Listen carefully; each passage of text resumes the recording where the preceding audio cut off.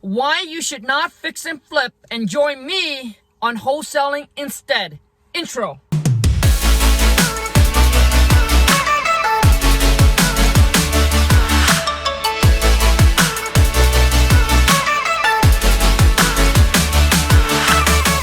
So I have done both, and I'm going to give you guys my opinion on this, right? And my take on it. So when I first started real estate, it's about, I would say 9 years ago. I started out as a fix and flip. At the time, I went to the real estate seminars. They did talk about wholesaling, but I was kind of shoving wholesaling aside because I was like, well, why would I want to make, 5 to 10,000 on a deal when I can make 30, 40, 50 G on a flip? So I was kind of shoving it away. Plus I got some cash. So I went into the whole fix and flip game. And, the whole fix and flip game, you got to understand that there's a lot of risk involved. Now, a lot of you going to be like, well, Colin, what if people watch your video and everyone don't flip anymore and everyone just wholesale? Like, aren't you afraid? No. Because you got to understand, there are going to still be people that are going to buy and fix and flip. That's what they like to do. That's what they want to do, right? Or maybe have team and system in place where it works out for them, okay? I'm not afraid of that. I'm just speaking through experience. I don't want those of you who are just like me to fall into the trap thinking that, to get to the top, to get rich, to make that money, you got to fix and flip. If you want a less stress-free life, and if you want to be able to travel and still be able to do deals, and you don't want the headaches, I'm telling you, wholesaling is the way to go. And my wife and I, we used to say to each other that we're going to sell the headaches over to the fix and flipper. Let them do their thing. Man, when I was fixing and flipping, there's a lot of capitals that's gonna take, right, to flip a property, whether it's your own cash or you go raise private or hard money, right? And now you got to understand that there's a time frame that you need to fix the flip and you need to get it done by. Otherwise, your hard money, your private money that you got to pay back. There's interest on it. You got to deal with contractors. You got to deal with the city, the permit.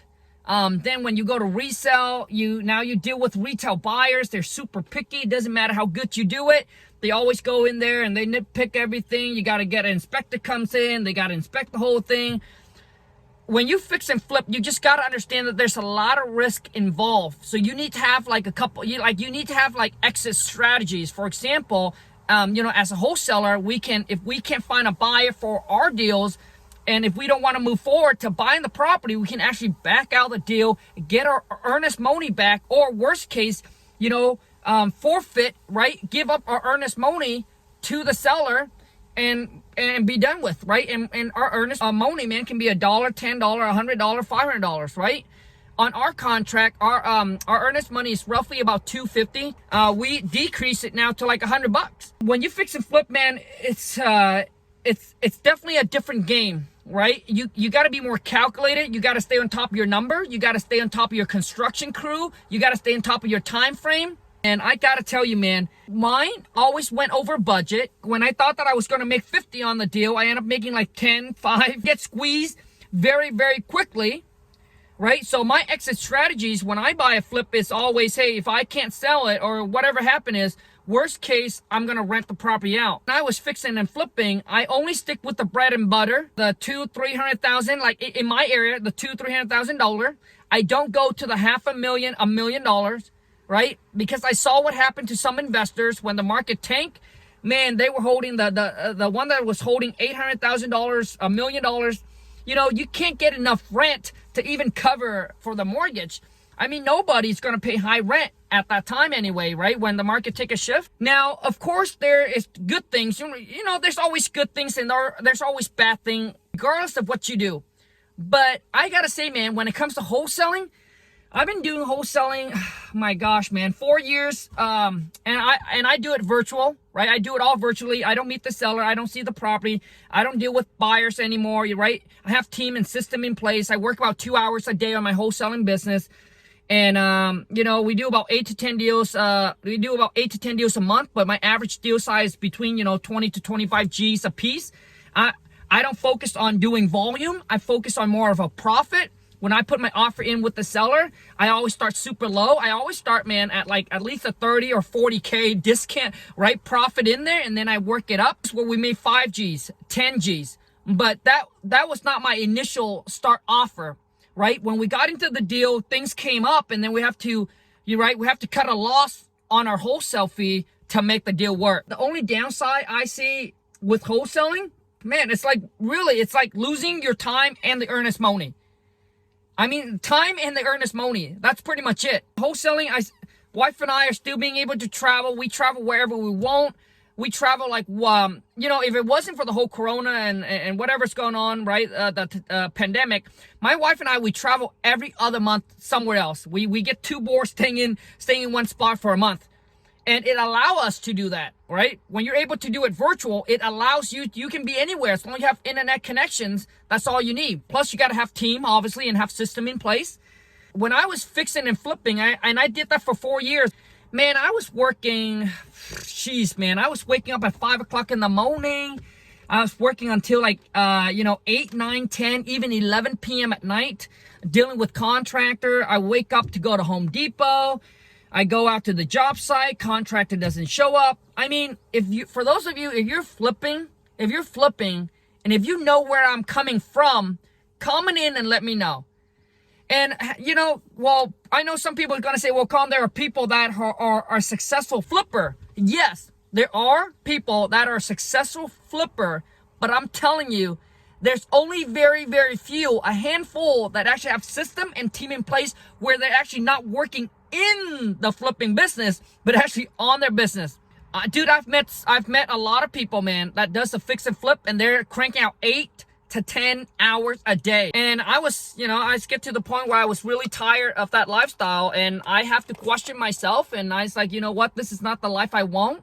Even though, you know, I was making a lot more money, but I was like, in exchange for my time, it's just not worth it, you know? To me, what's the point of making a boatload of money when you can't really enjoy it, because trading your time for that money? And I think wholesaling for me fits that perfectly. And obviously I take my wholesaling money and then I dump it into buying investment property for long term, right? Rentals. When I own rental property, I don't manage it. The goal is not to do everything. The goal is how can you leverage people's time, people's money, people's skill set, right? To get them to do what you don't want to do so you can live your dream life. I mean, there are people that have system and team in place when they're flipping. And if you like and enjoy to flip, maybe think about wholesaling as another options where you're like, hey, I'm going to cherry pick, right? You can cherry pick. I'm going to flip this property. I'm going to wholesale this property. I think wholesaling is definitely a great, great skill set as a real estate investor that you need to learn and you need to have. Because what wholesaling teaches is, man, how to find really distressed and discount property, right? Because as a wholesaler, we have to get under for way cheaper than the flipper themselves actually buying the property. So, so as a wholesaler, we're hunting, right? We're getting these property, man, at a steep discount.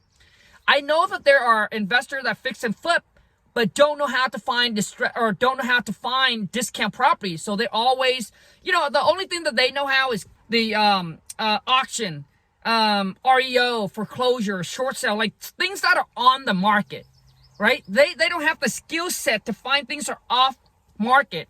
And as a real estate wholesaler, man, that's what we do the best, right? We know that there is, the thing that's on the market, there's so many people have seen it. The chance of us getting that thing for a really steep discount, it's not likely. Not saying that it can happen. It's just trading your time for that to get that one deal when you could have, there's other ways to find it off market. And that's what we do.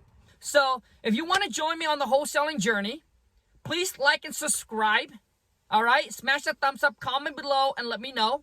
Because that's all I do, and that's all I'm going to teach you is how to wholesale. Once you make your money, you do whatever with it you want. Dump it all into rental property, passive income. I think that is the ultimate goal for probably 99.9% of all real estate investor. All right, it's one they take. See, sometimes it's not about how much money you make, but what you do with the money is actually more important. So I'm gonna leave you guys think on that a little bit. Anyways, you guys, I hope you enjoy this video. I hope this added a lot of value to you. And like and subscribe. Make sure you turn on the bell notification as well. Until next time, take care and ciao.